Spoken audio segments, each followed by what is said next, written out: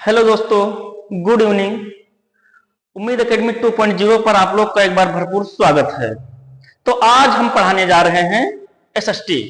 आज एसएसटी का lesson first, chapter first आज हम पढ़ाने जा रहे हैं और एक वीडियो में पूरा चैप्टर कवर नहीं होगा, तो इसलिए टॉपिक बाय टॉपिक इसको हम पढ़ाते हुए आगे बढ़ते जाएंगे। क्योंकि लंबे लंबे चैप्टर हैं तो उसको हम थोड़ा शॉर्ट वीडियो, मतलब छोटे छोटे वीडियो में हम ला करके पढ़ाएंगे। अभी एक वीडियो में पूरा अगर बना देंगे हम तो आप लोग भी बोरिंग हो जाएंगे उसको पूरा कवर करने में। तो देखिएगा किस तरीके से हम इसको समझना है, एक कहानी के नजरिए से समझते उसको हमें चलना है। तो ढंग से था, देखिए एक रिवीजन के टाइम पर जैसे जब एग्जाम आ जाए तो ऐसे हेडिंग हम ला करके लगाए हैं कि बस रिवीजन करने में तुम लोग को आसानी रहे। तो देखिए कि आज हमारा पहला चैप्टर का क्या नाम है, वहां से हम शुरू करते हैं। तो पहला चैप्टर हमारा है अध्याय फर्स्ट, यूरोप में राष्ट्रवाद का उदय। यूरोप में राष्ट्रवाद का उदय हिस्ट्री चैप्टर है हमारा। तो इसको ढंग से पढ़ना है, एकदम बेसिक से पढ़ना है, थोड़ा कहानी के नजरिए से इसको देखते हुए चलना है और इसी के हिसाब से पढ़ते हुए आगे बढ़ना है। तो अब दोस्तों ये बताइए कि जो यूरोप में राष्ट्रवाद है, राष्ट्रवाद मतलब होता क्या है, राष्ट्रवाद किसे कहते हैं, पहले हम राष्ट्रवाद समझ लें। राष्ट्रवाद क्या है? देखिए राष्ट्रवाद एक एग्जाम्पल के माध्यम में हम समझाने की कोशिश करूंगा कि राष्ट्रवाद मतलब क्या होता है। देखिए हमारे सामने बहुत लोग ऐसे बैठे हुए पढ़ रहे हैं, जैसे कोई यूपी से है या कोई मध्य प्रदेश से है, कोई राजस्थान से है, कहीं से भी अदर भी प्रदेश से है। तो चलिए ठीक है, पढ़ रहा है, कोई बात नहीं। अब माना जाए एग्जाम्पल के तौर पर हम उदाहरण दे रहे हैं कि जम्मू कश्मीर में या फिर तमिलनाडु में कोई घटना घट जा रहा है, कोई आपदा आ जाती है, कोई आकस्मिक घटना घट जा रहा है, तो हमें शोक क्यों होता है?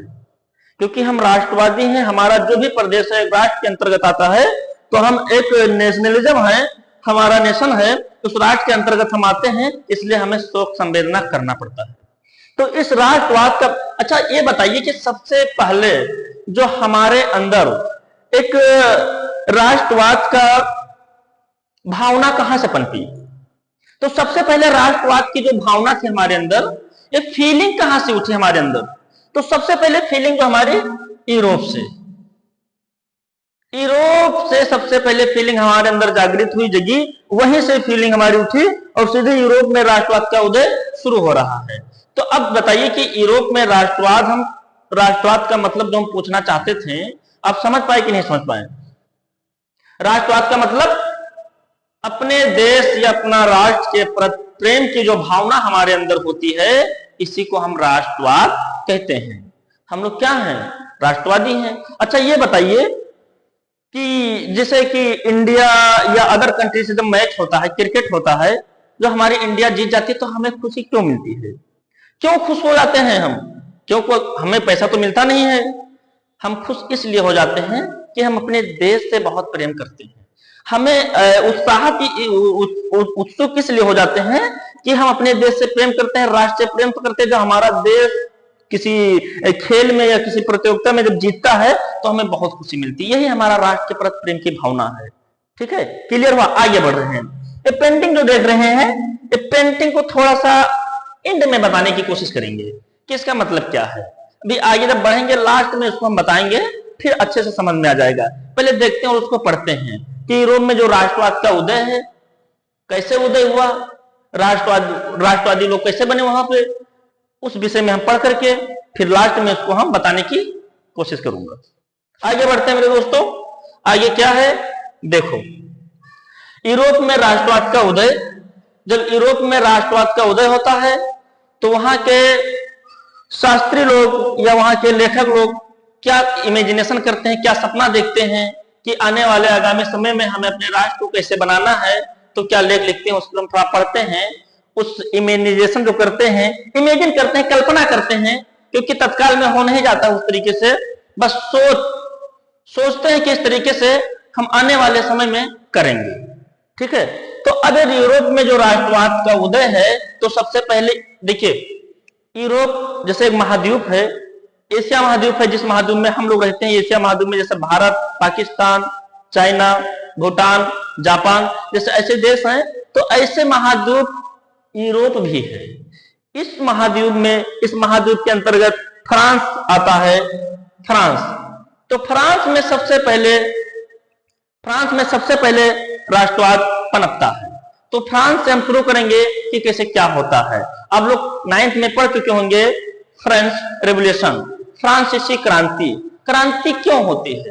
क्रांति मतलब बदलाव लाना। जो समाज में समस्या चल रही है, जो परेशानी में लोग जी रहे हैं, उस चीज को खत्म करने के लिए लोग क्रांति करते हैं, बदलाव लाना चाहते हैं। आजादी पाने के लिए जो बदलाव लाना चाहते हैं, क्रांति करते हैं उसी हिसाब से। अब आगे हम देखते हैं कि फ्रेडरिक जो सोरियो है, पेन चेंज कर लेते हैं,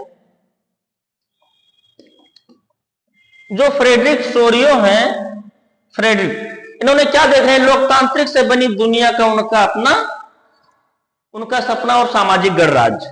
लोकतंत्र से बना मतलब जनता के द्वारा जो भी चीजें है वो बनाई जाएगी, चलाई जाएगी, उन्हीं के द्वारा लीडरों को चुना जाएगा। ये फ्रेडरिक सोरियो ने कल्पना कर रहे हैं, इमेजिन कर रहे हैं कि इस तरीके से अगर होगा तो ये सबसे अच्छा चीज होगा, जिससे लोग खुशहाल होंगे कि देखिए हम अपनी तरीके से चीजों को बना रहे हैं, चुन रहे हैं, चला रहे हैं, देश स्तर पर हमारे जनता का ही सबसे बड़ा संप्रभुता होगी। अब आगे बढ़ते हैं। एक शक्ति के रूप में राष्ट्रवाद का विकास। देखिए राष्ट्रवाद का जब विकास होता है, सबसे पहले सुनिएगा, राष्ट्रवाद का पहले लोग राजा से प्यार करते थे। क्या करते थे? पहले लोग किससे प्यार करते थे? राजा से प्यार करते थे। कहते थे राजा से ही प्यार करना हमारी राष्ट्रवादिता है। हम राष्ट्रवादी तब है जब हम राजा से प्यार करेंगे तो हम राष्ट्रवादी। फिर लोगों ने कहा कि ये गलत कर रहे हैं, आप राजा से प्यार करना राष्ट्रवादी कैसे बन जाएंगे? अब राजा से प्यार करना राष्ट्रवादी नहीं है, क्योंकि जब हम अपनी कलेक्टिव आइडेंटिटी मतलब शेयर करते हैं, या फिर हमारी जो भाषा बोली होती है, या फिर हम जिस समूह में रहते हैं उस समूह को आगे बढ़ाने का काम करते हैं, सामूहिक संगठन बनाते हैं, या और उसके साथ साथ में ऐसा भी कह सकते हैं कि अपनी कुछ संस्कृति जब शेयर करते हैं, तो ये हमारे राष्ट्रवादी का हमारा भावना और विचार है। राजा से प्यार करना हमारा राष्ट्रवादी नहीं है। हम राष्ट्रवाद नहीं है अगर राजा से हम प्यार करेंगे। इसमें बहुत लोगों ने आकर के उनको समझाया कि राजा से प्यार करना गलत बात है। अब राजा से प्यार करेंगे तो राष्ट्रवादी नहीं है। आप अपने देश और राष्ट्र से अगर प्रेम करेंगे, अपने वहां के लोगों से प्यार करेंगे, अपने देश के संस्कृतियों से प्यार करेंगे, भाषाओं से प्यार करेंगे, तो यह राष्ट्रवादिता आपके अंदर आ रही है। ठीक है, आगे बढ़ते हैं। राष्ट्र राज्य की अवधारणा, नेशन स्टेट। देखिए राज्य राष्ट्र की अवधारणा का यह मतलब है कि अदर प्रदेश से अगर कोई भी कहीं से भी बिलोंग कर रहा है तो सभी प्रदेश एक राष्ट्र के अंतर्गत आता है। कोई भी प्रदेश का कोई भी व्यक्ति हो, कोई भी स्टेट का, राज्य का हो, लेकिन एक नेशन के अंतर्गत सब लोग आते हैं। तो कहीं के पूरे राष्ट्र के अंतर्गत, उस राष्ट्र के अंदर कोई भी अगर समस्या अगर होती है तो हर एक प्रदेश स्टेट वालों को दुख और शोक संदेश जताता है। अब आगे हम बढ़ते हैं। देखिए इतनी बात समझ में आई कि नहीं आई? ये सबसे पहले कहां से शुरू हुई? फ्रांस से शुरू हुई। फ्रांस की क्रांति सभी लोगों ने पढ़ चुके हैं, क्लास 9th की है। हम हाई स्कूल पढ़ा रहे हैं, हाई स्कूल का फर्स्ट चैप्टर पढ़ा रहे हैं, और फर्स्ट चैप्टर हमारा यूरोप में राष्ट्रवाद का उदय। तो राष्ट्रवाद का उदय कैसे हुआ है उस विषय में हमको पढ़ते हुए चलना है, कैसे क्या हो रहा है क्या नहीं हो रहा है। ठीक है, आगे हम बढ़ रहे हैं। देखिए जल्दी जल्दी हम बताते हुए चल रहे हैं, हम ज्यादा गहराई से बात नहीं करेंगे, हम बस शॉर्टकट बात करते हुए हम आगे बढ़ते जाएंगे। देखिए कोई चीज अगर हिस्ट्री है तो उसको कहानी के टाइम में अगर जोड़ते चलेंगे तो अच्छे से समझ जाएंगे। उसको अगर फिर रटने वाली अगर कोशिश की तो उसको समझ में नहीं आएगा। हम किस मुद्दे पर बात कर रहे हैं, फिर कैसे समझना है तुम लोग को, इस तरीके से अगर सोचते और समझते हुए चलेंगे, थोड़ा बहुत रिवीजन करेंगे तो अच्छा कर पाएंगे उसमें। ठीक है, तो अब आगे हम बढ़ रहे हैं। फिर आगे क्या है हमारा? फ्रांसीसी क्रांति। फ्रांसीसी क्रांति तो 9th में सभी लोगों ने पढ़ चुके हैं। 9th में जो हमारा फ्रेंच रिवॉल्यूशन हुआ था, क्यों हुआ था? क्योंकि राजा साहब ने इतना कर बढ़ा दिया कि गरीब लोग देने में असमर्थ हो गए, इसलिए उनको कर्रे से क्रांति करना पड़ा, युद्ध करना पड़ा कि अपने न्याय के लिए लोग लड़ाई लड़े। तो उस क्रांति के अंतर्गत 1789 से पहले फ्रांस में बुर्बो वंश जो राजा लुई सोलहवें साहब थे, तो वो लोग रहा करते थे, इनकी राज सत्ता चल रही थी, जिसका नाम था लुई सोलहवें। लुई सोलहवें साहब जो थे 1789 में जब सत्ता का स्थानांतरण होता है, क्योंकि क्रांति होती है। क्रांति क्यों होती है? क्रांति होती है बदलाव लाने के लिए। जब बदलाव लाने के लिए क्रांति होती है, जब क्रांति किया गया तो सत्ता का स्थानांतरण हुआ, तो राजतंत्र से प्रजातांत्रिक में इसका स्थानांतरण होता है। तो लुई सोलह, देखिए बहुत लोग का मानना था पहले कि जो लुई सोलहवें साहब हैं, इनको ईश्वर ने भेजा है। राजा साहब को किसने भेजा? ईश्वर ने भेजा। तो प्रजा का क्या दायित्व बनता है कि इनको सर्व करे, इनके सम्मान करे।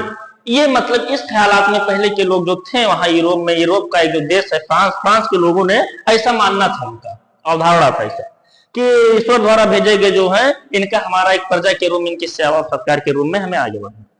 अब देखिए जब सत्ता का स्थानांतरण होता है तो कैसे क्या बदलती क्या आती है? देखिए चीज आती नहीं, बस अभी बताया ना था फ्रेडरिक सोरे ने, ऐसे इमेजिन कर रहे हैं, कल्पना कर रहे हैं कि आने वाले समय में हम ऐसे करेंगे।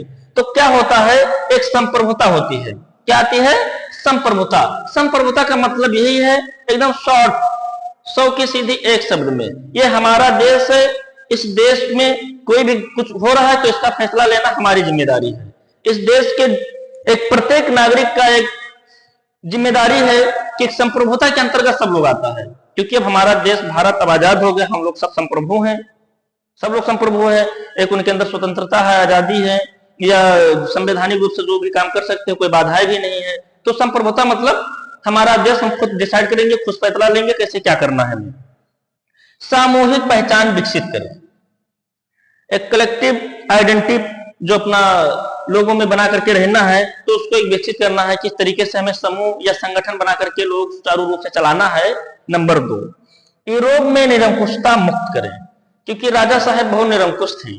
लुई सोलहवें साहब जो थे ये बहुत निरंकुश थे, तो इन निरंकुशता को फ्री करना है, तो ये चीज बनाए गए थे इसमें। और जैकोबिन क्लब की स्थापना होती है। जैकोबिन क्लब की स्थापना होती है। जैकोबिन क्लब कौन होते हैं? देखिए दोस्तों, जैकोबिन जो क्लब होती है, एक कह सकते हैं कि एक सेक्रेट सोसाइटी थी। जैकोबिन क्लब की एक सेक्रेट सोसाइटी है। इसी सोसाइटी के अंतर्गत ये काम करते थे, गरीबों को या अनपढ़ लोगों को समझाया सिखाया करते थे कि अब राजा के झांसा में मत आइए, वो आप लोग को बेवकूफ बना रहे हैं। तो इनकी जैकोबिन क्लब की सोसाइटी होती है, सेक्रेट सोसाइटी, इन्हीं के पार्टी से एक लीडर आकर के और सत्ता को संभालता है। तो देखिए पहले यहाँ पर क्या था, राजा राजतंत्र था, लुई सोलहवें साहब अपना फ्रांस देश देख रहे थे, राज पाट कर रहे थे इसमें। इसके बाद क्या हुआ? रिपब्लिक हुआ। रिपब्लिक के बाद, क्योंकि अभी जैकोबिन क्लब की स्थापना होती है तो रिपब्लिक हो जाती है, क्योंकि क्रांति के बाद देश को आजाद कराया जाता है, लोग स्वतंत्रता आजादी मतलब खुशी मनाने लगते हैं। तो पर जैकोबिन क्लब वाले जो होते हैं, जो इनके लीडर होते हैं, वो सत्ता संभाल लेते हैं। इतनी बात समझ में आई दोस्तों? अगर समझ में आई हो तो हम आगे बढ़े। समझ गए ना? हाँ, तो अब आगे बढ़ते हैं। फिर क्या है आगे, फिर देखते हैं। जल्दी जल्दी हमें पढ़ते हुए चला जाना, क्योंकि इसको हमने 3-4 बार पढ़ा चुके हैं। ये जल्दी जल्दी रिवीजन करवा रहे हैं, रिवीजन के तौर पर इसको पढ़ना है तुम लोग को कि कैसे क्या इसमें हमें देखना है।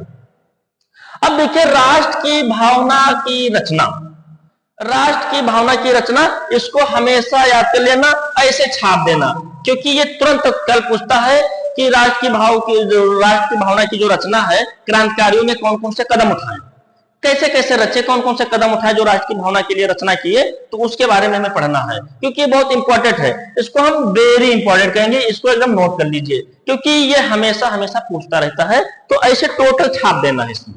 क्रांतिकारियों ने लोगों में एक साझा पहचान की भावना स्थापित करने के लिए कई कदम उठाए, उनमें से कुछ निम्नलिखित है। कौन कौन से कदम उठाए? जो निम्नलिखित हैं। तो ये चीज पहले हमें जानना है, क्योंकि अगर हमारा जैसा राष्ट्र है तो भाई देखिए जो भाव हमारे अंदर जो उत्पन्न होती है कि हम किस भाव से कौन से ऐसी चीजों को देख करके हम प्रेम करें जो हमारे नेशन राष्ट्र से जो जुड़ी हुई चीजें हैं, तो उसी पर रचना किया हमारे कुछ वहां के जो क्रांतिकारियों के लोगों में एक साझा पहचान स्थापित करने के लिए ऐसे कई कदम उठाए गए इसमें, कि इस चीज से एक लोग इंक्लूड रहेंगे, एक सामूहिक साझा पहचान विकसित करेंगे उस चीज से। तो क्या है, पहले उसको हम देखते हैं कि एक पितृ भूमि और उसके नागरिकों को अल्लाह पैट्री और अल्लाह से है। एक पितृ भूमि, क्योंकि वहां पर एक पिता का दर्जा दी गई, जैसे हमारे देश में एक माता जी का दर्जा दी गई, एक भारत माता के नाम से देश में जो संज्ञा दी गई, जिसका एक भारत माता के नाम से हमारे अंदर जो प्रेम की जो हमारे अंदर प्रेम झलकती है। किसे देखिए, जब कुछ होता है तो हम सबसे पहले बोलते हैं भारत माता की, इस तरीके से।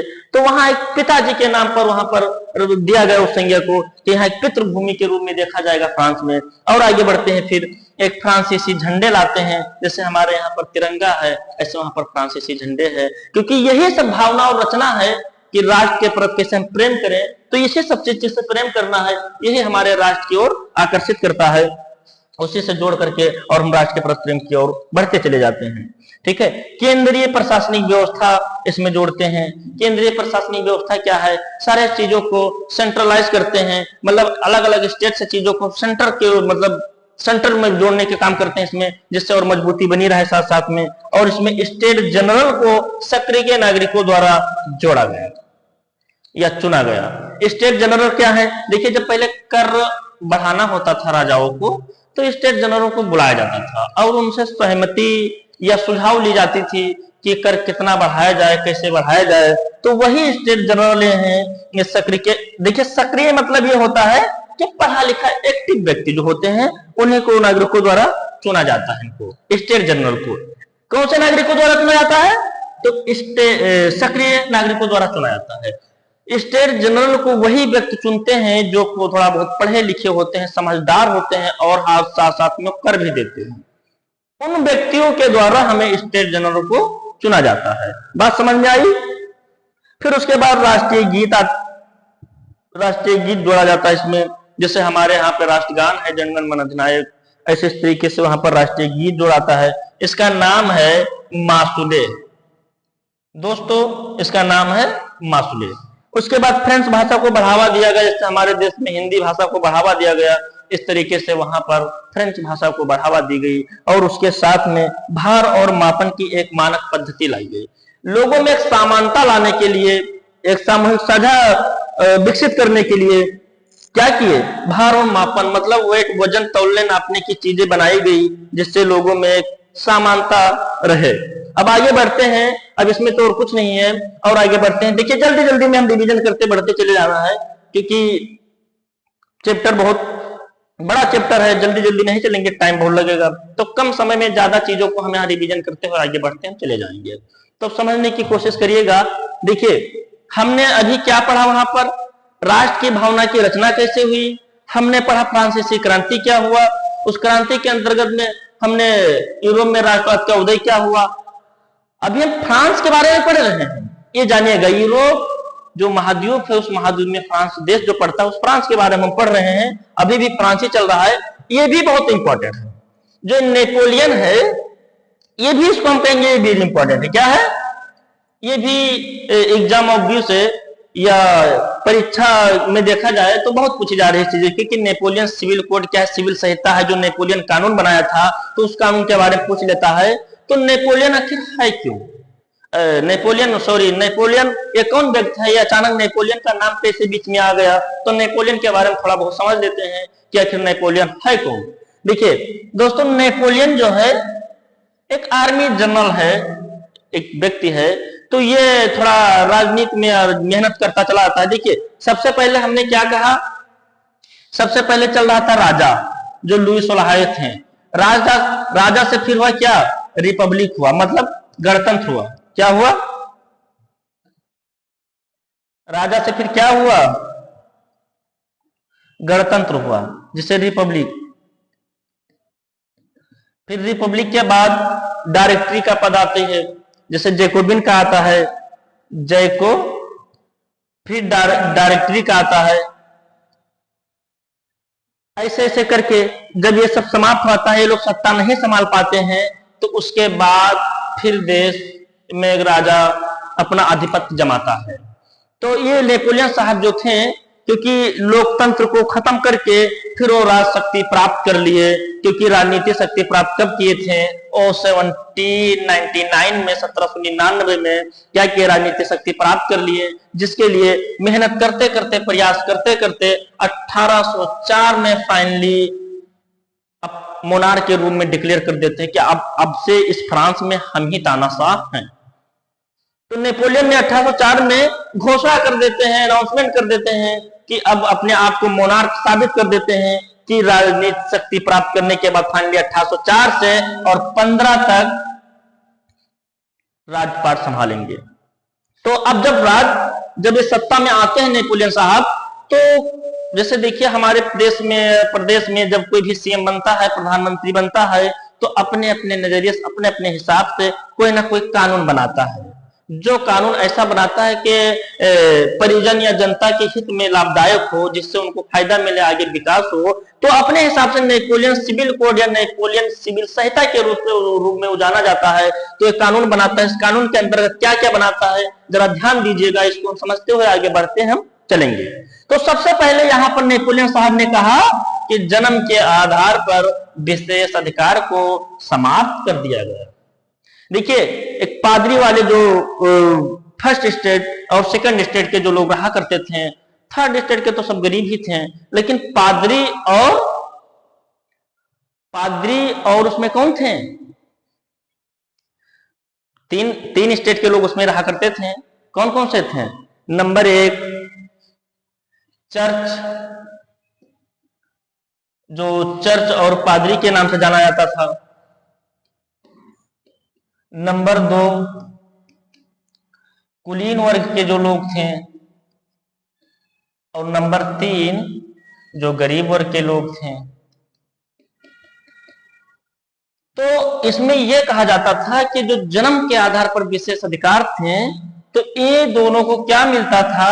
इनको जन्म से ही सिद्ध कर दिया जाता था कि इनको कर और टैक्स कुछ नहीं देना है। तब किसको देना है? इनको कुछ नहीं देना है, कर और टैक्स कुछ भी नहीं देना है। तो देना है तो केवल गरीब वाले वर्ग को देना है। तो इस तरीके से इनको अच्छा नहीं लगा माननीय नेपोलियन साहब को। तो इनको जब अच्छा नहीं लगा तो इन्होंने क्या कह दिया? सीधा कहा कि जन्म के आधार पर जो विशेष अधिकार दोनों को मिलता था वो सब समाप्त किया जाएगा। अब से टैक्स देंगे तो सब लोग देंगे टैक्स। एक समानता का अधिकार इन्होंने ला करके जोड़ा यहाँ पर लोगों के बीच में, जिससे लोग प्रसन्न और खुश रहे कि अब टैक्स देंगे तो सभी लोग देंगे। अब एक पार्टी को टैक्स देना ये कोई अनिवार्य नहीं है, अब सभी लोग को टैक्स देना पड़ेगा। तो नंबर 1 पर ये जोड़ा। नंबर 2 क्या जोड़ा इन्होंने? नागरिक को समान हैसियत प्रदान की गई। क्योंकि पहले कुलीन वाले जो लोग हुआ करते थे, जो कुलीन वाले लोग वर्ग के लोग जो थे, इनके पास हैसियत बहुत थी और गरीब वाले वर्ग जाते थे, उनके वहां पर काम करते थे। तो यहाँ नेपोलियन साहब ने यहाँ भी संशोधन कर दिया कि अब से सबका हैसियत समान कर देंगे। जिसके पास जो भी हैसियत है, जिसके पास नहीं है, तो सबको बराबरी में लाने की हम प्रयास करेंगे और सबको बराबर ला करके छोड़ करके तब हम मानेंगे। इस तरीके से नेपोलियन अच्छा काम करने लगा। उसकी ऐसी विचारधारा थी, लोग प्रसन्न होने लगे कि यार इस तरीके से अगर नेपोलियन साहब काम कर रहे हैं तो ये समझ लीजिए हमारे भगवान है। इस तरीके से काम कर रहे हैं तो हमारे भगवान के रूप में काम कर रहे हैं। बहुत लोग इनकी प्रशंसा करने लगे, तारीफ करने लगे कि हम नेपोलियन साहब ऐसे तरीके से काम कर रहे हैं, हमारे सामने एक ईश्वर के रूप में प्रकट हुए हैं। तो इस तरीके से, लेकिन नहीं, कुछ लास्ट में कुछ थोड़ा बहुत गलत काम कर दिया। तो उस काम का भी जिक्र करेंगे भी थोड़ी देर के बाद। उसके बाद संपत्ति के अधिकार को उन्होंने पुख्ता किया। संपत्ति के अधिकार को क्या पुख्ता किया कि जो भी संपत्ति है कुलीन वर्ग के जो लोग थे, इस संपत्ति को जो लोग इकट्ठा करके रखे थे या अपने आप में सबसे बड़े जो बहुत बड़े जो जैसे कुलीन वर्ग जैसे कहते हैं ना कि जो BMW मर्सिडीज से चलते थे, मतलब कुलीन वर्ग मतलब सबसे बड़े आदमी, न मध्यम ना है न गरीब है। तो ये जो संपत्ति का जो अधिकार इनके पास था, कहते हैं राइट टू प्रॉपर्टी। तो इस संपत्ति के अधिकार को पुख्ता मतलब फ्री कर दिया। अब किसी के पास संपत्ति रखने की कोई अधिकार नहीं है। जो संपत्ति है नेपोलियन साहब अपने हिसाब से वो वितरण करेंगे, कैसे किसको कैसे देना है, क्या बढ़ना है, तो इसके अनुसार वो देखा जाएगा। नेपोलियन साहब का ये भी बहुत अच्छा काम किए समाज में, लोगों में, देश स्तर पर।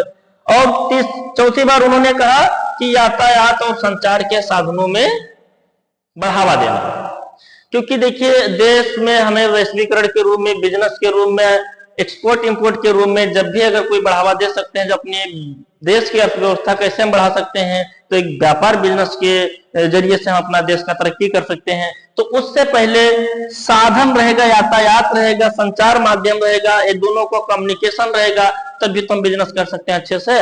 अब यातायात ही नहीं है, माल लादने का ट्रक ही नहीं है, ट्रेन नहीं, मालगाड़ी, तो हम अपना सामान कैसे लेकर जाएंगे? तो उन्होंने क्या किया, नेपोलियन साहब ने यातायात और संचार के साधनों को बढ़ावा दिया, जिससे हमारे देश में तरक्की हुई। आगे देखते हैं क्या है। देखिए, बहुत स्लो पढ़ाते हुए हम चल रहे हैं, समझने की कोशिश, थोड़ा बहुत अगर माइंड लगाएंगे तो अच्छा समझते जाएंगे, क्योंकि हमने वही शब्द उठाया हो। क्योंकि ये बुक में घेरा आप लोग पढ़ते हैं तो 10 दिन निकाल देते अगर 2 शब्द नहीं समझ पाते, क्योंकि उसी बुक से हम ढूंढ करके इस तरीके से शब्दों को ला करके हम जोड़े हैं, ताकि अगर बोलेंगे यहाँ पर तो उसको आप समझ जाएंगे। एक फ्लो चार्ट के रूप में काम कर रहा है। जब एग्जाम नजदीक आ जाएगा तो एग्जाम में बैठने से पहले अगर जल्दी जल्दी रिवीजन उसको कर लेंगे तो कुछ ना कुछ लिख करके हम आ जाएंगे। ये रहेगा कि छूटेगा नहीं, पूर्ण रूप से हमें विश्वास रहेगा कि आप करते आगे बढ़ते चले जाएंगे। इसीलिए देखिए, जब भी हम बता रहे हैं कोई चीज तो उसको एक फ्री माइंड से देखिएगा। जैसे हम अपनी क्लास पढ़ा रहे हैं तो इसमें हम क्या बता रहे हैं, क्या नहीं बता रहे हैं, इसको अपने नजरिए से समझते हुए, जैसे देखते हैं जब कोई कॉमेडी वगैरह देखते हैं या कोई मूवी वगैरह देखते हैं या कोई कहानी वगैरह सुनते हैं, तो कहानी के टाइप से सुना जाता है, उसी टाइप से इसको कहानी में भी जोड़ दीजिएगा कि कहानी हम सुन रहे हैं, उस कहानी में क्या ट्विस्ट है, कैसे क्या जानना है हमें, इस प्रकार से समझते आपको जानना है। तो अब आगे और बढ़ते हैं। सामंती व्यवस्था को खत्म कर दिया गया। क्यों? क्योंकि सामंती व्यवस्था ये थी कि जो कुलीन वर्ग के लोग जो थे, गरीब को बुला करके काम करवाते थे और काम करवाने के बदले में पैसा भी नहीं देते थे और उनको खाना खिलाकर भेजा दिया जाता था। तो इस तरीके से उसको भी खत्म किया और साथ साथ में दस्ता और जागीर को खत्म किया कि बहुत लोग अपने घर में अंडरग्राउंड करके उनको अपने हिरासत में लेकर के कभी छोड़ते ही नहीं थे और काम करवाते थे। तो उसको कहा गया दस्ता और जागीर को खत्म किया गया। कहते हैं ना कि हमारे बाप की जागीर है, इसमें अगर किसी को अगर हस्तक्षेप के तो मैं मार दूंगा, ये कहावत कही गई। आज के दौर में लोग कहते हैं ना कि हमारे बाप दादा की जागीर है, इस तरीके से इसमें काम कर रहे हैं। फिर देखा जाए एक समान कानून और मानक मापन पद्धति, लोगों में समानता लाने के लिए, लोगों में एक साथ समानता लाने के लिए क्या किया उन्होंने? कौन से कानून बनाए? मानक मापन पद्धति। नाप तौल करके चीजों को दी जाएगी, तभी तो एक समान रूप से हम वितरण कर पाएंगे कोई चीज। अगर ये मानक पद्धति ना हो तो कोई हमारे करीबी का है तो उसको 20 किलो 20 लीटर या अपने एक अंदाज के रूप में उसको ज्यादा ढकेल देना, या कोई हमसे दूरस्थ वाला व्यक्ति उसको कम, तो ये बराबरी का तो दर्जा नहीं हुआ। लोगों में समानता लाने के लिए, बराबरी लाने के लिए, समाज को बराबर के रूप में देखने के लिए उन्होंने क्या किया? एक समान कानून और मानक मापन पद्धति को ला करके जोड़ने का काम किया इसमें।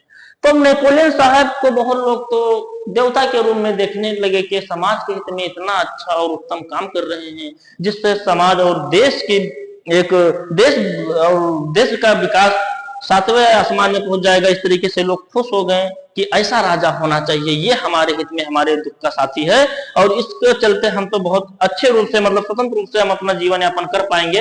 लेकिन बाद में नेपोलियन क्या किया? बाद में ये किया कि इन्होंने थोड़ा कर बढ़ा दिया। क्या बढ़ा दिया? थोड़ा कर बढ़ा दिया। और उसके बाद में नेपोलियन ने जबरन आर्मी में भर्ती करने लगे लोगों को। तो इससे लोगों को बुरा लगा कि देखिए, जिसके घर पर मान लिया एक ही लड़का है, अगर उसको जबरन हम आर्मी में भर्ती कर देंगे तो उनके पेरेंट को, उनके माँ बाप को बहुत दुखी फील होगा कि देखिए अब हमारे घर पर कोई सहयोगी नहीं है, कोई हमारा सहयोग करने वाला, हमको देखने भालने वाला, उसको आर्मी में आप भर्ती कर रहे हैं। तो ये सब लोगों, बहुत ऐसे लोगों ने बहुत कड़ी विरोध की कि ऐसा नहीं होना चाहिए। आर्मी में क्यों भर्ती करना चाहता था? क्योंकि उसके अंदर एक नीतियां थी, विस्तारवाद की नीतियां थी, अपना देश को विस्तृत करना चाहता था, फैलाना चाहता था, उसके अंदर ये नीतियां थी। तो आर्मी लाएंगे तो थोड़ा बॉर्डर पर लगा करके और अपने युद्ध के जरिए से हम अपना देश को और बढ़ाते हुए चले जाएंगे और बढ़ाते बढ़ाते बहुत हम विस्तृत कर देंगे अपना देश। तो इसलिए आर्मी में लोगों को जबरन भर्ती करना शुरू कर दिए। तीसरी बात ये थी कि नेपोलियन साहब ने महिलाओं को कोई विशेष छूट नहीं दी या उनका कोई अधिकार नहीं दिया महिलाओं को, और महिलाओं के हित में कोई कल्याण भी नहीं किया, जिससे भी इनकी एक बहुत बड़ी कमियां थी, जिससे इनकी क्रेडिट डाउन हो गई। बात समझ में आ रही कि नहीं आ रही है? हाँ, तो इनकी कमियों को भी हमने देख लिया और इनकी अच्छाइयों को हमने देख लिया, और इससे तो अब आगे हम बढ़ते हुए फिर बात करेंगे कि अब आगे और क्या है। अब देखिए, हम अभी तक तो हम एक यूरोप में एक देश है फ्रांस की हम बात कर रहे थे। अब वहीं पर छोड़ दीजिए नेपोलियन को। नेपोलियन को वहीं छोड़ करके हम अगले स्लाइड में उसको फिर बताने की कोशिश करूंगा, पढ़ाने की, कि अब आगे नेपोलियन ने क्या किया, क्या नहीं किया, क्या पढ़ेंगे उसके बारे में। वहीं पर उसको होल्ड कर दीजिए। अब हम सीधा शुरू करेंगे यूरोप में राष्ट्रवाद का निर्माण कैसे हुआ, क्योंकि हम पूरे महाद्वीप की बात करेंगे। हम भी खास करके एक देश की हम बात कर रहे थे, फ्रांस की बात कर रहे थे। तो अब फ्रांस को वहीं पर छोड़ दीजिए। अब सीधा हम बात करने जा रहे हैं यूरोप में जो राष्ट्र का निर्माण हुआ है कैसे हुआ है, किस तरीके से हुआ यूरोप का राष्ट्र का निर्माण, उस विषय में हम पढ़ते हुए आगे बढ़ेंगे। फिर इसको पढ़ाने के बाद फिर हम नेपोलियन से ही शुरू करेंगे। फिर ऐसे स्टेप बाय स्टेप बढ़ते हुए क्रम में हमको आगे चले जाना है और अपने चैप्टर को खत्म कर देना है। क्योंकि एसएसटी जो सामाजिक विज्ञान हमारा हाई स्कूल का है, चैप्टर पहला जो है यूरोप में राष्ट्रवाद का उदय है, हिस्ट्री है समझ लीजिए। दूसरा चैप्टर हमारा है भारत में राष्ट्रवाद का उदय क्या है। तीसरा चैप्टर हमारा है कि भूमंडलीकृत विश्व का बनना कैसे। तो ऐसे हम चैप्टर वाइज जोड़ते हुए हम आगे बढ़ने की कोशिश करेंगे। अब पूरे यूरोप में हम पढ़ते हैं, यहाँ पर थोड़ा हम कलम को चेंज करें क्योंकि कलर सेम ही मिल रहा है, तो इसलिए इसको चेंज कर लेंगे ताकि हमें थोड़ा लिखने में आसानी रहेगी, समझ। चलिए नहीं करेंगे, इसी से करेंगे। देखिए, यूरोप में जो राष्ट्रवाद का निर्माण है, तो इसमें हम सबसे पहले हमारा यूरोप जो कॉन्टिनेंट हमारा महाद्वीप है, तो उसमें हम दो चीजों में सबसे पहले ध्यान रखेंगे कि हमारा समाज वहां का कैसा था, हमारा समाज कैसा था, वहां के लोग कैसे थे। तो इस विषय में हमें पढ़ते हुए आगे बढ़ना है। यूरोप में सबसे पहले हम देखें, कोई खास देश की हम बात नहीं करें, हम संपूर्ण यूरोप की बात करने जा रहे हैं। तो सबसे पहले यहाँ एक पुराने वर्ग के लोग थे और एक यहाँ पर कौन थे, एक नए वर्ग के लोग थे। जैसे हम एग्जाम्पल के रूप में समझाना चाहूंगा, एक उदाहरण देना चाहूंगा कि जिससे तुम लोग को अच्छे से समझ जाएंगे कि नए वर्ग और पुराने वर्ग में क्या अंतर है। देखिए, एक जैसे हम हैं और एक हमारे दादाजी हैं।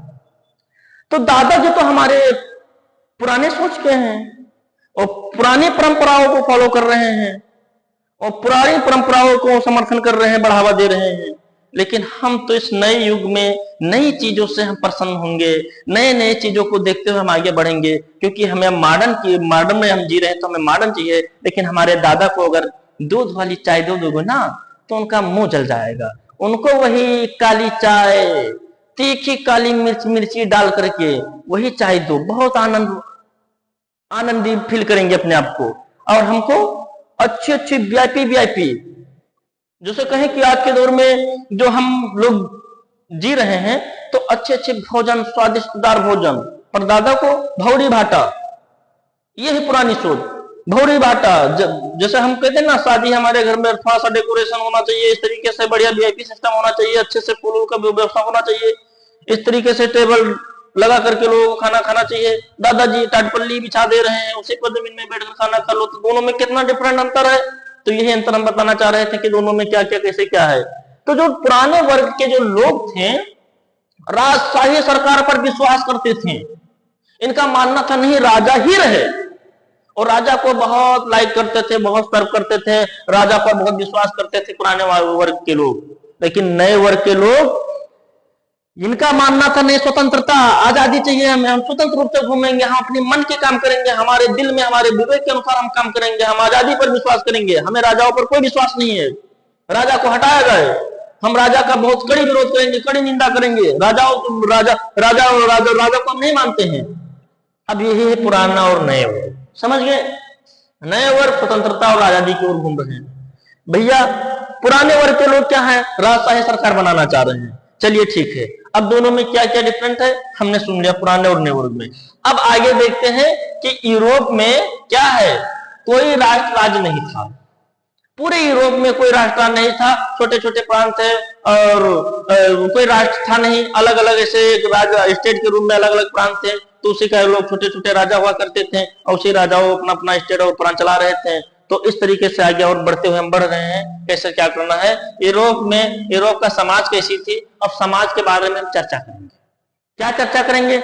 यूरोप का तो हमने देख लिया, दो वर्ग के लोग थे, नए सोच पुराने सोच, अब वो तो हमने दोनों डिक्लेयर कर लिया कैसे क्या है।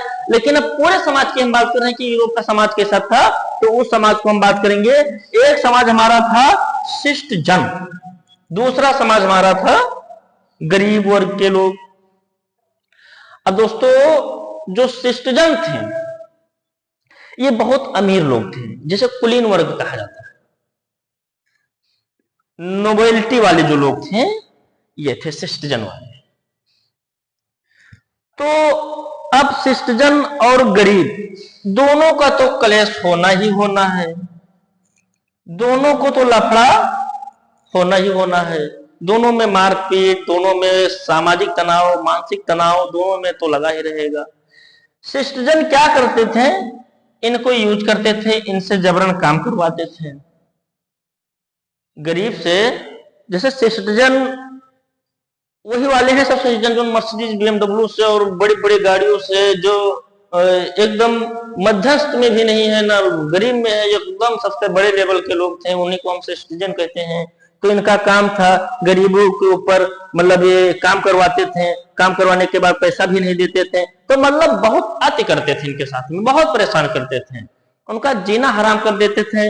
इस तरीके से लोग जब बहुत पीड़ित अवस्था में हो जाते थे तो फिर क्या करते थे, मारपीट लड़ाई शुरू हो जाती थी और अपने हक के लिए वो लड़ने लगते थे। यही दोनों में मतलब विवाद चलती आ रही थी। लेकिन कुछ दिनों के बाद क्या होता है, यहाँ पर एक औद्योगिक इंडस्ट्रियल रिवोल्यूशन होता है, औद्योगिक क्रांति होता है। तो उस क्रांति से, क्योंकि पहले कोई बिजनेस व्यापार औद्योगिक कुछ था नहीं, अचानक फलने फूलने लगा, तो उसी को कहेंगे कि औद्योगिक क्रांति हो रही है, समय बहुत तेजी से बढ़ रहा है। तो उस क्रांति से एक मध्यम वर्ग के लोग जन्म लेते हैं। जैसे कहते नहीं है कि we are from middle class family, कि हम मिडिल क्लास फैमिली से हैं। तो ये मिडिल क्लास जो फैमिली आए, मिडिल क्लास फैमिली जो लोग बकते हैं ना, आज के दौर में अगर देखा जाए तो सबसे ज्यादा मिडिल क्लास की फैमिली आपको मिलेंगे।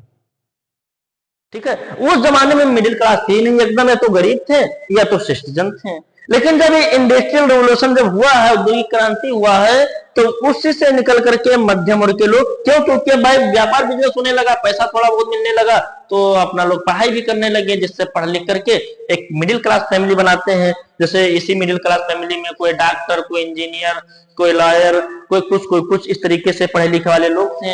तो अब ये लोग, इन लोगों ने कहा, जो मिडिल क्लास के जो लोग थे, ये राजा साहब से बोले, भैया तुम हमें बेवकूफ नहीं बना सकते हो, हम पढ़े लिखे लोग हैं, हमें बेवकूफ नहीं बना सकते हो, हमको, हम पढ़े लिखे लोग हैं, हम हमारे हिसाब से हमारे हित में कोई बात रखेंगे, हम एक्सेप्ट करेंगे, स्वीकार करेंगे। अगर हमको यूज करने की कोशिश की तो हम छोड़ेंगे नहीं। तो ये मध्यम, और अब देखिए तख्ता पलट कहां से होता है, कैसे होता है, यही करते हैं तख्ता पलट सारी चीजें। अब इन्हीं का, जैसे हमने बताया था ना कि अभी जैकोबिन क्लब की हम बात कर रहे थे, लुईस सुलाहो को भगाने में, उनको खत्म करने में, उनको मूर्छित करने में, पराजित करने में सबसे बड़ा योगदान हाथ किसका था, जैकोबिन क्लब का था। उसका बहुत बड़ा रोल था। उसकी एक सेक्रेट सोसाइटी जो थी वही अपना रिपब्लिक और गणतंत्र बनाता है, लोकतंत्र बनाता है।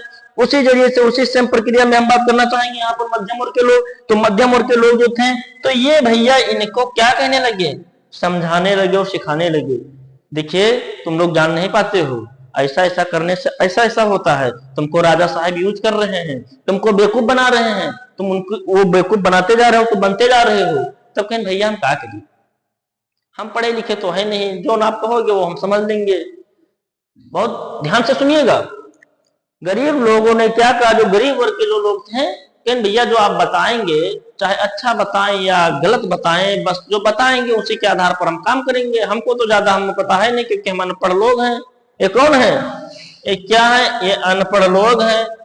तो इसलिए इनको मतलब कोई चीज समझ आती नहीं थी, जो लोग बता देते थे करने लगे। तो उन्होंने कहा मिडिल क्लास वालों ने कि आप परेशान आप ना होइए, हम तुमको समझाने के सारी चीजें बताएंगे और समझाएंगे और हमारे अनुसार काम करिएगा और तुम लोग को न्याय और आजादी दिला करके और समानता के रूप में ला करके तब हम दम में दम लेंगे। इन्होंने आकर के इनको समझाने लगे, कहने लगे कि जो उदारतावाद है, लिबरिज्म, उदारतावाद मतलब लिबरिज्म, कहते नहीं कि हमारे घर के जो लोग हैं, हमारे पेरेंट्स जो है बहुत लिबरल, मतलब लिबरल मतलब होता है जियो और जीने दो, आजादी। तो हमारे घर के लोग हमें बहुत आजाद छोड़ दिए, हम बहुत लिबरल फील कर रहे हैं, तो वही लिबरल। तो ये भैया कहने लगे गरीब वर्ग के लोग कि देखिए मध्यम वर्ग के लोग, मिडिल क्लास फैमिली वाले लोग, हमें ये उदारतावाद हमें नहीं आता है। क्या होता है उदारतावाद? उदारतावाद बारे में हम कुछ नहीं जानते हैं, हमको उदारतावाद मत बताइए। कहें आपको हम बताएंगे और साथ में संघर्ष करेंगे, स्ट्रगल करेंगे और उदारतावाद लेकर के तभी मानेंगे, क्योंकि उदारतावाद नहीं मिलेगी तो क्या फायदा है। हम अपने हम मिडिल क्लास और तुम गरीब वर्ग के लोग, तो हम दोनों में समानता होनी चाहिए, राजा भी हमारे समानता में आना चाहिए, एक समान रूप से अपना जीवन यापन करेंगे, पूरे देशवासी जितने लोग रहेंगे। तो ये उदारतावाद ही है कि आजादी, एक स्वतंत्रता, एक फ्रीडम। सुनिए, तो ये उदारतावाद को लेकर के इनको समझाने लगे। कौन समझाने लगे? मध्यम वर्ग के लोग। तो इन्होंने कहा ठीक है, समझाइए हमें कैसे क्या है। तो उन्होंने कहा ठीक है, उदारतावाद के बारे में हम तुमको समझा रहे हैं कैसे क्या होता है। तब ये गरीब वाले लोग इनके तरफ क्या होते हैं? अट्रैक्ट हो जाते हैं, आकर्षित हो जाते हैं, फिर आगे बढ़ते हैं। तो हम पढ़ने जा रहे हैं, क्या पढ़ने जा रहे हैं? उदारतावाद पढ़ेंगे। क्या पढ़ेंगे? उदारतावाद पढ़ेंगे। अब उदारतावाद में हम पढ़ते हैं, क्या पढ़ेंगे, आगे बढ़ते हैं, क्या है उदारतावाद क्या नहीं है। ये है उदारतावाद। उदारतावाद, क्योंकि रूढ़वादी सोच तो पुराने वाले वर्ग के लोग थे, लेकिन जब इधर जो नए वर्ग के लोग थे, जब इंडस्ट्रियल रिवोल्यूशन होता है, मध्यम वर्ग के लोग जब आते हैं, ये उदारतावाद वाले मतलब मांग करते हैं कि हम उदारतावादी रहेंगे, एक समान रूप से रहेंगे, समानता लाएंगे लोगों में, कोई छोट बड़ा नीच ऊंच कुछ नहीं, सब एक समान रूप से अपना जीवन यापन करेंगे। और इसीलिए उदारतावाद को लेकर के लोग परेशान थे और संघर्ष कर रहे थे। तो अब इन्होंने कहा, किससे कहा? गरीब से। क्या कहा? गरीब वर्ग से। कहें भैया, ओ दादा इधर सुनो, कहें उदारतावाद दो टाइप का होता है, दो प्रकार का। कौन कौन से? एक राजनीतिक उदारतावाद और एक आर्थिक उदारतावाद। तो हम यहां पर उदारतावाद पढ़ेंगे, एक राजनीतिक और एक पढ़ेंगे हम आर्थिक उदारतावाद। तो कहें राजनीतिक उदारतावाद और आर्थिक उदारतावाद हमें तो कुछ समझ में नहीं आ रहा है, इसको पहले हमको समझाइए कि राजनीतिक तौर पर हम उदारतावाद क्या जानेंगे, इसमें क्या सीखेंगे, आर्थिक रूप से क्या जानेंगे, क्या सीखेंगे। तो विधिवत पहले हमें संक्षिप्त रूप से समझा दीजिए, जिससे हम भी संतुष्ट हो जाएं, फिर आगे मिलकर के हम संघर्ष करते हैं और अपनी न्याय के लिए लड़ाई लड़ते हैं। इन्होंने कहा सुनिए, राजनीतिक पहले सुन लीजिए क्या है राजनीतिक। कहें देखो भैया, व्यक्तियों की स्वतंत्रता, अगर व्यक्ति स्वतंत्र नहीं रहेगा तो कुछ कर भी नहीं पाएगा, क्योंकि एक दूसरे में बंधे रहेगा, किसी के बाउंडेशन में रहेगा, किसी के प्रेशर में रहेगा, या जो चीज आप करना चाहते हैं आपके कार्य को कोई बाधा डाल रहा है, कहाँ है आपकी स्वतंत्रता? आपकी बोलने की, उठने की, गाने की, या कोई आदि आदि काम करने से जो भी स्वतंत्रता आपके पास दी गई है संविधान द्वारा, संविधान द्वारा तो अब दी गई है, लेकिन उस समय स्वतंत्रता कुछ नहीं थी, ना कोई संविधान था, ना कुछ था। तो उस समय ये सब हालांकि हुआ नहीं है, भी ये सब हुआ नहीं है, बातें चल रही है कि इस तरीके से हम लोग करेंगे, एक कल्पना कर रहे हैं, सपना देख रहे हैं, उस सपना के आधार पर बात कर रहे हैं। ये ना सोचेगा कि ये सब साकार हो गए, ये लोग सपना केवल देख रहे हैं, कल्पना कर रहे हैं, ठीक है। तो उस काल्पनिक बात कर रहे हैं, उस बात में बता रहे हैं लोगों को। तो इन्होंने कहा कि व्यक्तियों की स्वतंत्रता, व्यक्ति स्वतंत्र रहेगा तो अपने अनुसार कार्य करेगा, और जब कार्य करेगा तो विकास करेगा, विकास करेगा तो उसकी ही मतलब आर्थिक रूप से उसको फायदा मिलेगा। नंबर 2, कानून से पहले समानता। कहने लगे इन्होंने, किससे कहा? मिडिल वाले उदारतावाद में। ये जो उदारतावाद है, यही नंबर 1 उदारतावाद, नंबर 2, एक पॉइंट अलग अलग दिया गया कि इसमें ये चीज आता है। जब ये पूर्ण रूप से उदारवादी रहेंगे, उदारता रहेंगे, हम लिबरल रहेंगे, आजाद रहेंगे, स्वतंत्र रहेंगे, इस आधार पर समझाने लगे।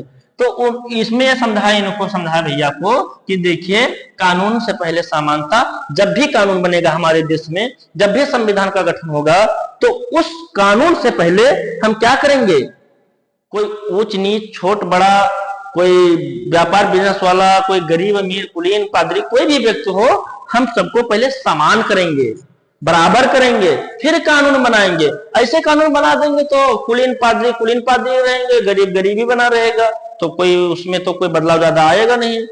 तो नंबर एक तो कहें हाँ ये भी हम समझ गए, ये भी समझ गए, कानून से पहले हाँ समानता तो होनी चाहिए भैया, तब फिर कानून लागू करो। किसी का कोई बड़ा लेवल आदमी है, कोई छोटा लेवल है, समानता देंगे नहीं तो वो तो झेल ले जाएगा, बड़ा वाला कुछ भी करे, मर्डर करेगा, पैसा फेंक देगा, छोट वाला कहां फेंक पाएगा। तो सबको पहले समान करो, फिर कानून लागू करो। सहमति से सरकार, ऐसा नहीं है कि कोई जबरन सरकार बना लेगा, हर जन जन की सहमति होगी तब भी आप सरकार बना पाएंगे। वहां कोई गुंडागर्दी अब नहीं चलने वाली आने वाले समय में, ठीक है, ये चीज भी इनको समझ में आया। तो कहने लगे कि हम राजनीतिक रूप से तो समझ गए भैया, अब आर्थिक रूप से समझा दीजिए, क्या आर्थिक उदारतावाद क्या होता है, इसमें क्या लिबरलिज्म है, क्या हम इसमें कैसे फ्रीडम मतलब रहेंगे, आजाद रहेंगे।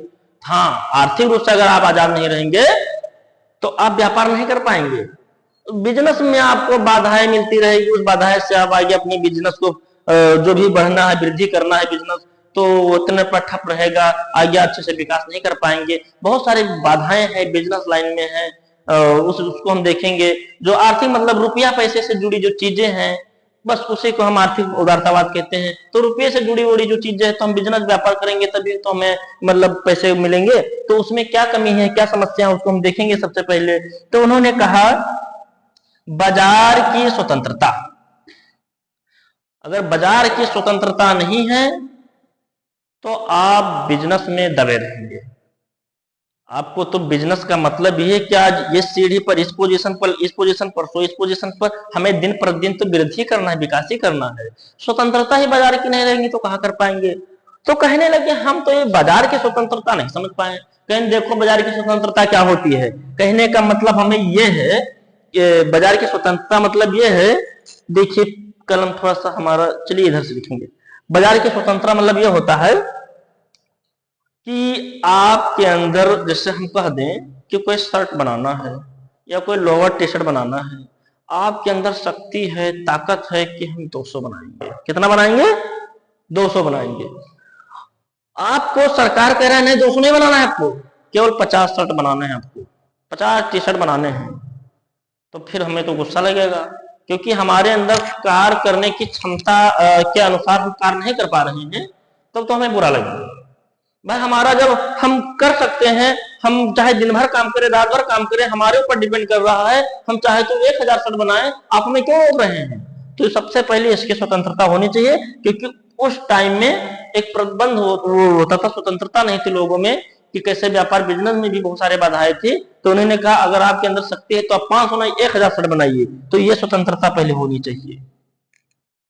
नंबर 2, राज्य प्रतिबंध बंद होना चाहिए। राज्य प्रतिबंध बंद होना चाहिए। जैसे हम एग्जांपल के रूप में आपको समझाएं कि राज्य प्रतिबंध कैसे बंद होना चाहिए। क्या होता है, तो कोई जैसे टी शर्ट हम बना दिए, कोई शर्ट बनाए या अदर कोई भी वस्तु हम बनाए, तो उसको सरकार या राजा उसको अंकित करेगा कि इतने मूल्य पर आप बेच सकते हैं इसको। वो प्राइस दे देंगे कि चलिए आप 50 रुपये पीस बेचिए इसको। तो भी एक समस्या है। हो सकता है हम बहुत ठोस चीज बनाए, क्वालिटीदार बनाए, तो क्या क्वालिटी अगर अच्छी है तो हम रेट बढ़ा भी सकते हैं, लोकल है तो कोई बात नहीं। तो यहां पर हम बात केवल करेंगे, किस पे बात करेंगे? क्वांटिटी और क्वालिटी पर बात करेंगे। किस पे बात करेंगे? क्वालिटी, क्वांटिटी और क्वालिटी पर हमने बात की है।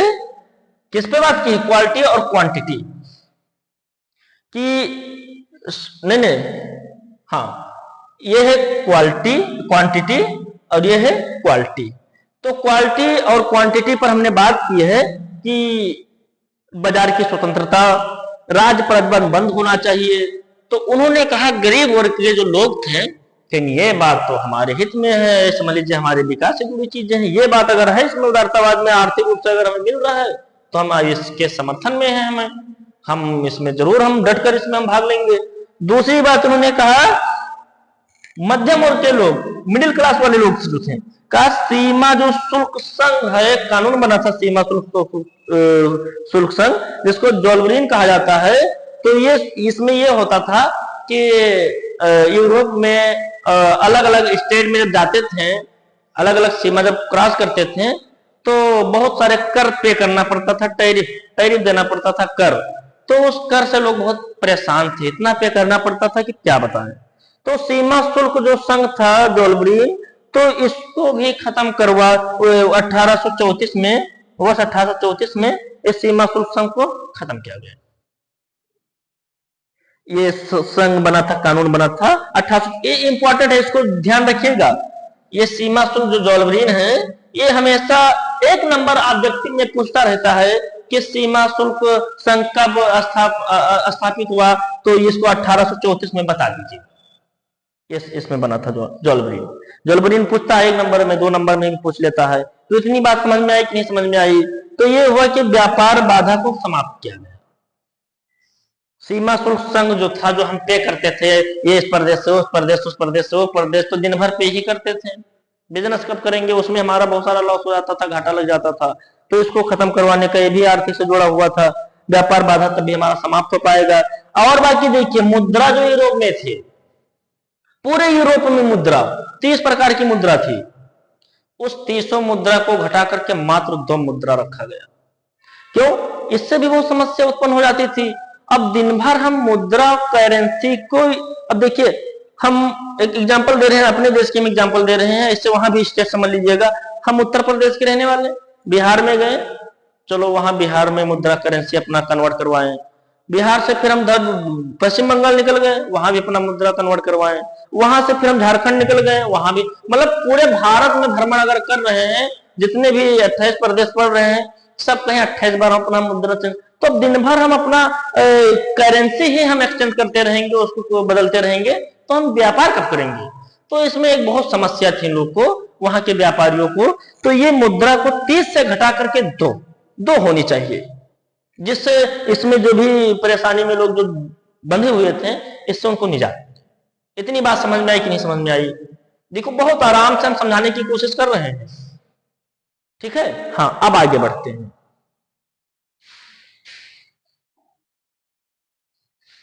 अब देखिए फिर हम नेपोलियन पर आए, क्योंकि अभी हम पूरे यूरोप में, या पूरे यूरोप की जो राष्ट्रवाद की भावना थी, हम उस पर बात की अब तक।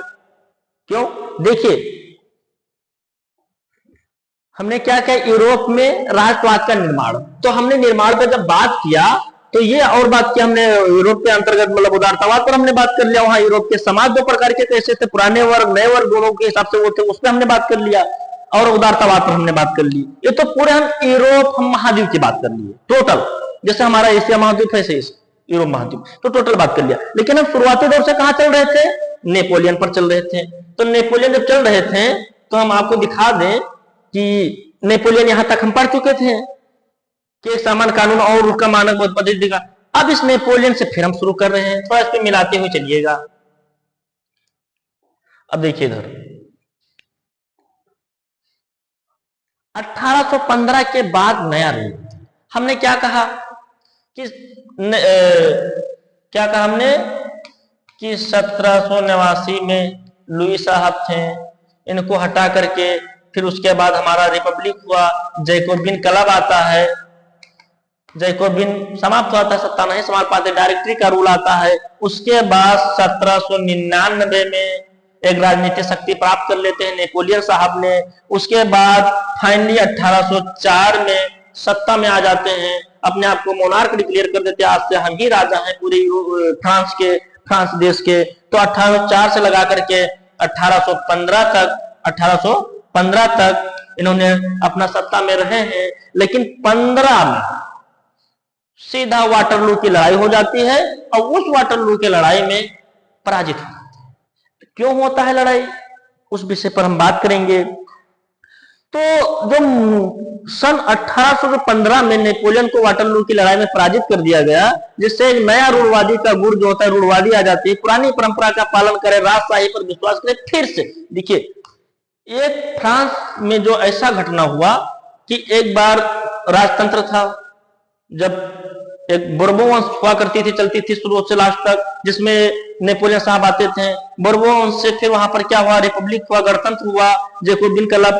फिर उसके बाद फिर देश गुलाम होता है, नेपोलियन आ जाता है। उसके बाद नेपोलियन अपने अनुसार काम करता है, लेकिन ये भी, इसको भी हरा दिया जाता है। उसके साथ साथ में अब कौन आते हैं वहां पर, अब फिर से नेपोलियन को मारने के बाद फिर यहां पर क्या आता है, राजतंत्र ही आता है। इसके बाद फिर हम देश को, मतलब 2 बार देश आजाद करवाते हैं, 2 बार फिर गुलाम होता है, तीसरी बार में फिर आजादी हमें मिलती है।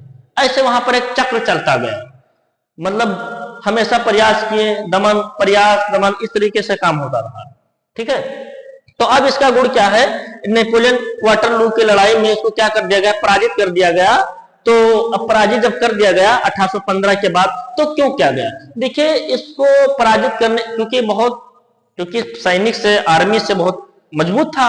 और 1-2 देश वाले इससे अगर लड़ते हैं तो कोई फर्क नहीं पड़ता नेपोलियन के ऊपर, क्योंकि मजबूत था, क्योंकि सैनिक से भी मजबूत था।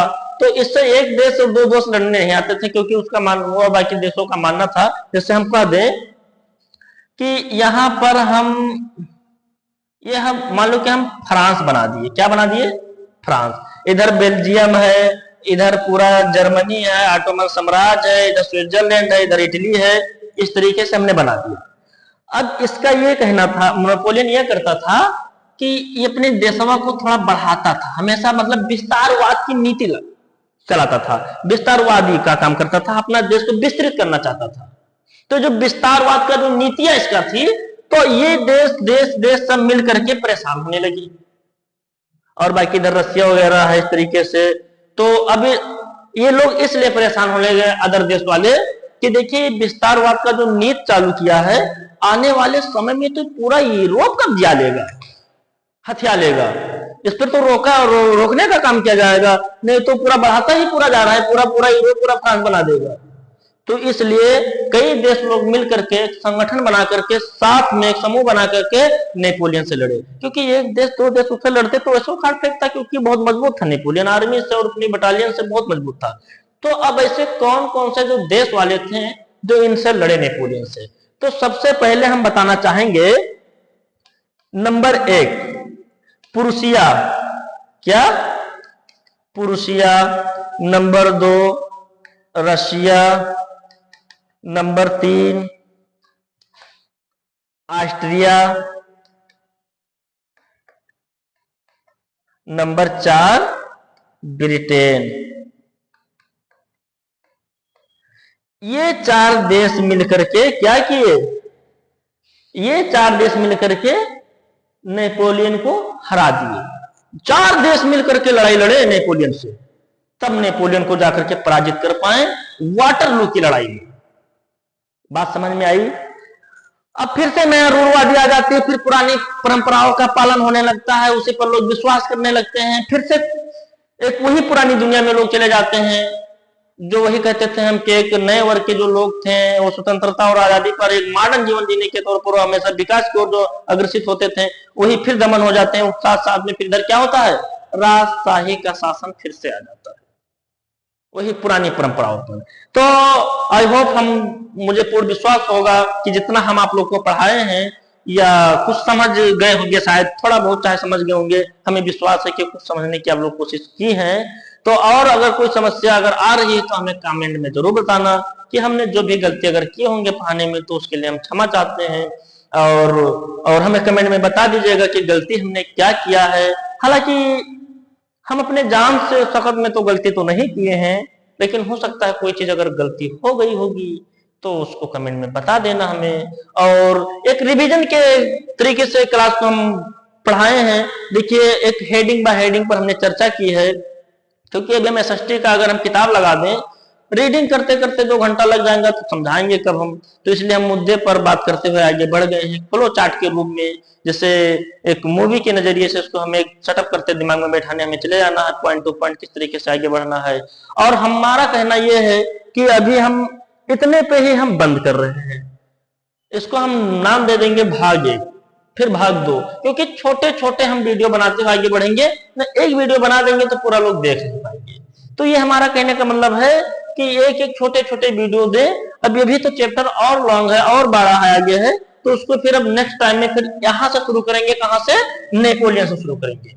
तो नेपोलियन का हमने यहाँ तो अंत करवा दिया, खत्म करवा दिया। अब आगे कहां से शुरू करना है, नेपोलियन के साथ क्या समझौता होता है, कौन सी संधि होती है, उसकी चर्चा हम आगे वाली क्लास में वीडियो में करने की कोशिश करूंगा मैं।